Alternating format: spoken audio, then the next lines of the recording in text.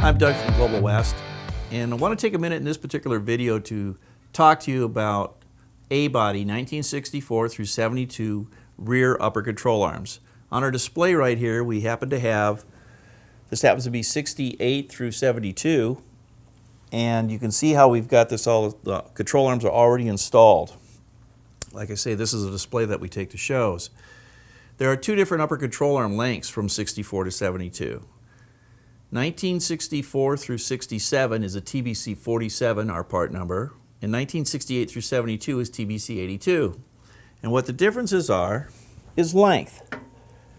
Here we have the top one here, TBC 47, as you can see, is a little bit longer. It's all because of the frame length.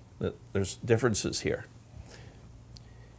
Now in our control arms, we put a bearing system up in here. And it's a spherical bearing that allows the suspension to pivot properly without having any resistance or bind, and that's coming from your bushings. Like the rubber bushings, they actually create resistance. And when we put a bearing system in here, we eliminate that condition. This happens to be one of the bearings that we use in the control arms. This is a spherical bearing. It's a high misalignment. And if you'll notice, it can shift and pivot any direction we need it to go. And that frees everything up in the back here. We actually have different locations where these bearings are being used. Now this is actually part 2 of a 3-part series we have on freeing up the rear suspension of your A-body. Now these upper control arms are adjustable, so they allow you to set pinning angle while it's on the vehicle. There's an adjuster right here. You can see this here, how it attaches. And simply by adjusting this with a wrench, you can change the length of this control arm and pivot this up and down. Now you want to have, for setting pinion angles, you want to have them the same length when you do this adjustment.